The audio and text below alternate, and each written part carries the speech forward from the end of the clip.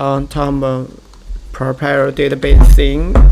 What happened if they, especially if if they run out of money? They say like, yeah, we're committed to your data. They're always hit by us. We just go. Everybody gonna be out of luck. A whole bunch of work to switch it over a non-proprietary. What they did tell me, we were allowed to say it would be open sourcing it. It's not open source. You can run your own instance of GraphQL without using the service. Hello there. This is the Sounds American channel. In this video, we're going to talk about American consonant sound Z, as in words this. You can also hear this sound. We'll be using a special phonetic symbol Z for this sound. The English sound. Therefore, this sound can be challenging for this non-native English speaker who don't have it in their native languages.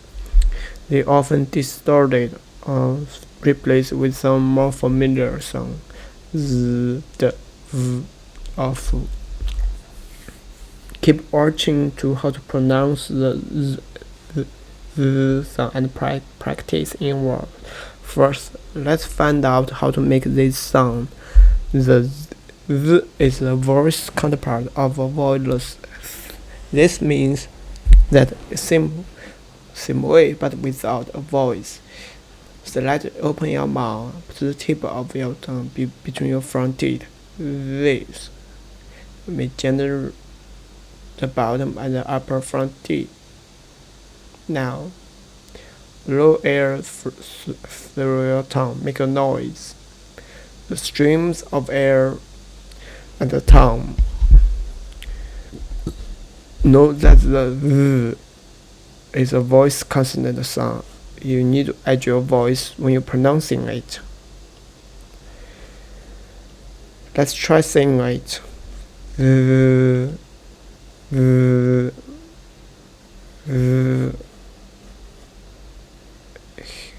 Here are a few common mistakes when people are pronouncing the z sound. Number 1. Not pushing the tongue forward enough or press the tip of your tongue in this way make a consonant more like a z. Put the tip of your tongue between your upper and lower front teeth. Number 2. Stopping the airflow with the tip of your tongue. The z can be distorted.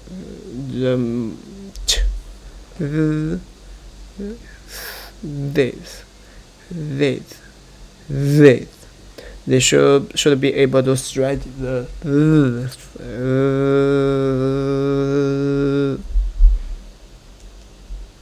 Now, let's practice the z sound in some words.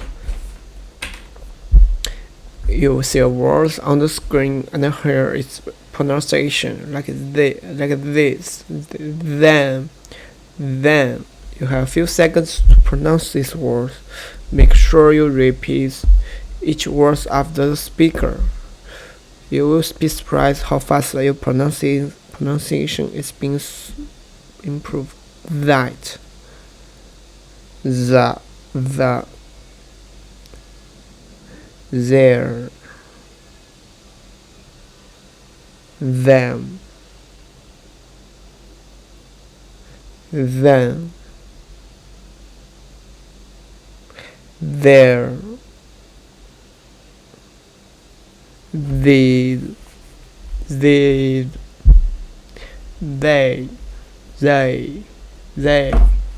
this, those, so, though, thus, another, bathe, Let's pause here for a second. Check out the making the sounds. The tip of your tongue should be between your teeth. The sound is made for friction flow between the tongue and your teeth. Don't forget to add your voice. Let's continue practicing. Bother.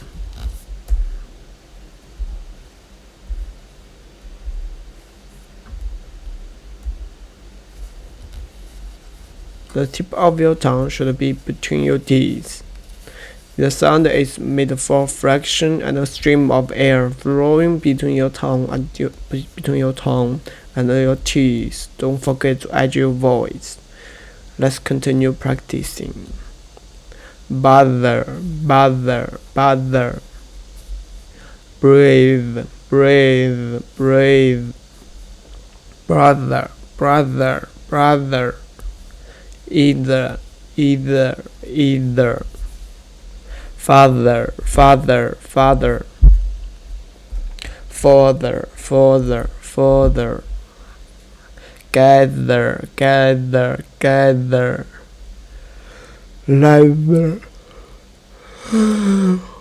Mother, mother, mother. Northern, northern, northern. Other, other, other.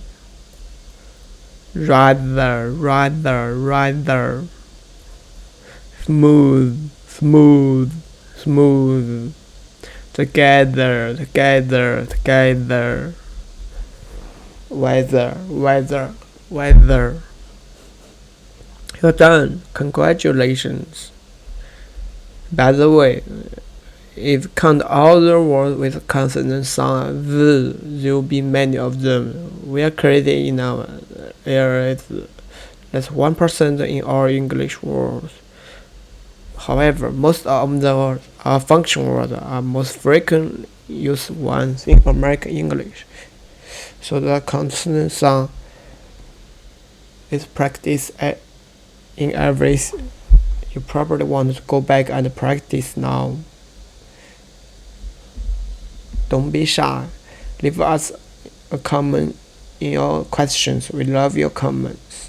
Stay tuned and don't forget to subscribe.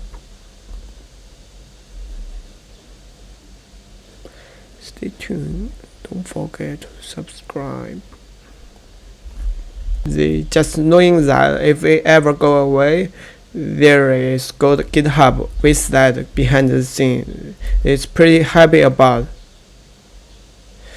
both the graphical hosting service and the self-host version of it. What is the database connection?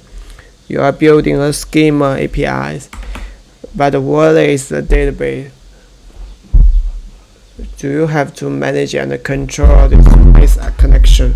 It's you do not have to make this connection yourself. This is a database is a both database, also a GraphQL schema with a whole bunch of mutations, immutable query and all that. What is that? All that catch? I did ask that something like Haskell. Let's Google it. From their FAQ, what I did is a GraphQL. Using GraphQL is based in SQL. GraphQL uses an instance of AWS Mara. Running the self-host version, you can use MySQL. This seems like MySQL for your self-hosting version. A little bit more fancy for the hosted version. Putting in FAQ, just maybe a mouse. Windmill is a GraphQL backend as a service. GraphQL does it is a database as a service, and it does run both on your own server and your hosting one. They not call it GraphQL framework.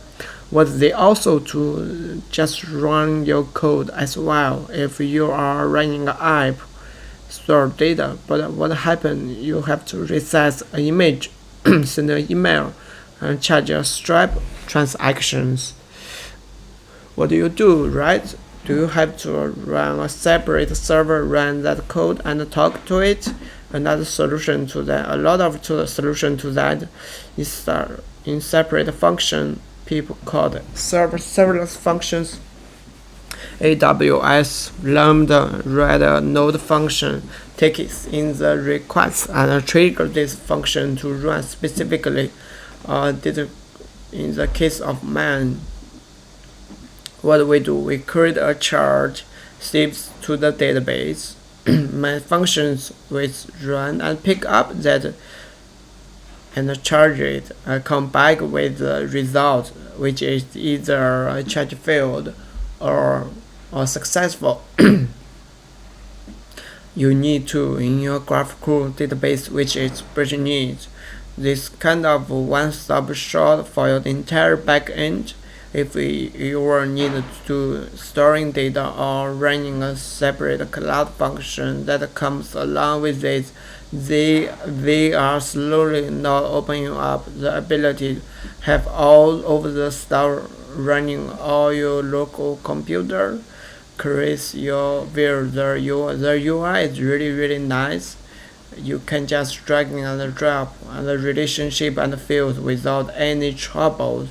The downside to that is that it's not your version control. You can just what do you do dev in staging. They are adding the ability to just hold all of this in your cloud function and your Azure application rule who can update to the cloud operation on your piece of data. All of that can be in a folder in your actual project. So this is pretty cool. New class of things, like I mentioned, static site generators. But the way the Gatsby does is interesting, fun, it's cool. Graph CMS, contentful. API is a server. It does really nice ways. GraphQL, all this stuff is just really exciting and different. It blows my mind. I love GraphQL as docs. Some of nice stuff. Their documentation is extremely well done. Tons and tons of examples. YouTube channels too. Their Slack is extremely responsible. I recommend if you're getting this stuff, at least I have 4,000 questions. A lot of them were fundamental understanding how does GraphQL works, how does Apollo works, understands like do I need to search for something or GraphQL or Apollo or Java GraphQL general. They could be the spec or implementation, the database you have. I would recommend to Slack. The community seems like everyone is pretty excited, pretty motivated for making GraphQL pretty big. Honestly, on GraphQL overall, just try it because it was one of the things I sort of got what could be cool, interesting, and use it. Not only do I have to use more of this, convert my entire set use right now. That's awesome. You did that, right? Yeah, oh yeah. Right before when I got back from Michigan trip, I decided to convert one little query over to GraphQL in a set branch using Apollo. I'm just move over. I think it was something really little like is voting feature, still very small object. I was like, oh, okay, I will just check this out. Man, that like the things like relational database stuff, mutation, all sorts of stuff just instantly made my life instantly better, and I have to drop everything that I've done, converted my tied to Apollo using link state, local state, where Apollo link state connecting to a media counting system. Man, it is so good. My current API, I feel like the amount I have this in place, it was a little bit of strain overworking myself. Get this done is absolutely worth it going forward. So that's pretty exciting. I want to ask you a question, the local data, because one cool thing is you can use the adapters. Uh, it's called Apollo Link State. This is what they call it, right?